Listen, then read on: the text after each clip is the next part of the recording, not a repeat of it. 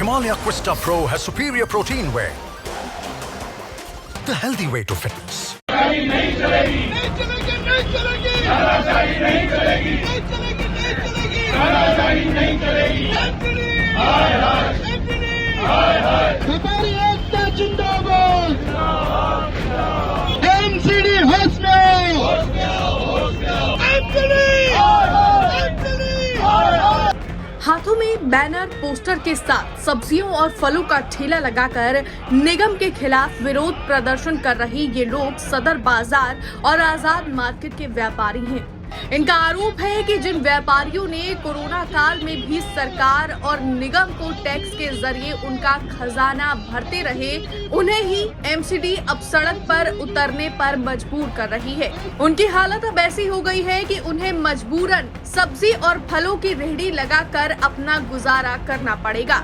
इसके लिए व्यापारी वर्ग ने एमसीडी के भ्रष्ट अधिकारियों को जिम्मेदार ठहराते हुए उन पर जांच की मांग करते हुए सील हुई दुकानों को खोलने की मांग की है। आपको बता दें, सदर बाजार और आजाद मार्केट के व्यापारी पिछले 15 दिनों से सदर बाजार में हुई सीलिंग के खिलाफ विरोध प्रदर्शन कर रहे हैं। कुतुब रोड और जटवारा में हुए सीलिंग को लेकर व्यापारी लगातार सड़क पर उतर विरोध कर रहे हैं। व्यापारियों का कहना है कि इतनी दुकानों पर सीलिंग होने के बावजूद भी सीलिंग की तलवार अभी भी लगभग 250 दुकानों पर लटकी हुई है, जिसके कारण व्यापारी वर्ग काफी परेशान है। सबसे बड़ी बात है, पटरी पर आज व्यापारी को बिठा दिया गया है। एमसीडी की मार, पटरी पर दुकानदार। आज का हमारा नारा यही है, क्योंकि जिस प्रकार 16 दिन हो गए हैं व्यापारी पटरी पर बैठकर कभी गले पे ताला लटकाकर, कभी थाली खड़काकर, कभी एलजी हाउस, कभी सीएम हाउस, कभी एमसीडी हाउस, मतलब सारी जगह धक्के खा रहा है, मगर कोई भी सुनने को तैयार नहीं हो रहा। आज व्यापारी की हालत ये हो चुकी है, व्यापारी को सब्जी बेचने पर मजबूर कर दिया गया है, दालें बेचने को मजबूर कर दिया गया है, क्योंकि 16 दिन से हम वेट कर रहे हैं कि कोई तो सरकार जागेगी जो व्यापारियों के हित में आएगी, व्यापारियों की आवाज को आवाज समझेगी, मगर नहीं, किसी के कान में कुछ नहीं सूझा। वो सिर्फ व्यापारी को मरता हुआ छोड़ना चाहते हैं। आज 25 दुकानें सील हो गई है, 250 दुकानों के नोटिस और तैयार है। क्या ये व्यापारी को तबाह करने की साजिश नहीं तो और क्या है? क्यों नहीं माननीय मुख्यमंत्री जी, जो जरा जरा सी बात पर ट्वीट कर देते हैं, व्यापारियों के लिए उनके पास जरा सा समय नहीं है, 2 मिनट का समय नहीं है व्यापारियों का दर्द जानने के लिए।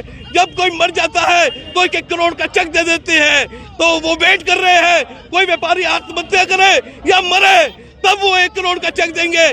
तो मतलब कि हम लोग ये सोच रहे हैं कि आज हमें इस रोडों पे उतरना पड़ रहा है। हमारे बच्चे पूछ रहे हैं कब सीलिंग खुलेगी, कब दुकानें खुलेंगी, उनके पढ़ाई पर असर पड़ रहा है। घरों के आंसू जो है वो बहते बहते रुक गए हैं, अब वो भी बहने रुक गए हैं, क्योंकि उनको लग रहा है ये दर्द बहुत ज्यादा हो चुका है। आज मेरी सरकारों से यही मांग है, आइए, ये व्यापारियों को चुनाव से पहले जो आप वादे करते थे कि कोई सीलिंग नहीं होगी दिल्ली में, कोई किसी प्रकार का व्यापारियों को तंग नहीं किया जाएगा, आज वो राजनीतिक पार्टियां कहाँ है, कहाँ सोई हुई है? क्या किसी का मरने का वेट कर रही है या व्यापारी के ऐसे आंदोलन का वेट कर रही है जो व्यापारी अपना सब कुछ भूल के सड़कों पे आ जाए और ये सरकार को बता दे? क्योंकि हमारा जितने भी प्रोटेस्ट है बिल्कुल शांतिपूर्ण रहे हैं और शांतिपूर्ण ही रहेंगे, क्योंकि हम सरकार को टैक्स देते आए हैं। आज हमने चाहे कुछ भी है, जीएसटी टैक्स दिया, कमर्शियल लाइसेंस दिए, जो हमारे बिजली के मीटर है कमर्शियल है, उन ऑफिसरों के खिलाफ कार्रवाई क्यों नहीं होती जिन्होंने ये सब हमें शुरू किए? उनके खिलाफ कार्रवाई क्यों नहीं होती जिन्होंने हमें ट्रेड लाइसेंस दिया? उनके खिलाफ कार्रवाई क्यों नहीं होती जिन्होंने जीएसटी नंबर दिया?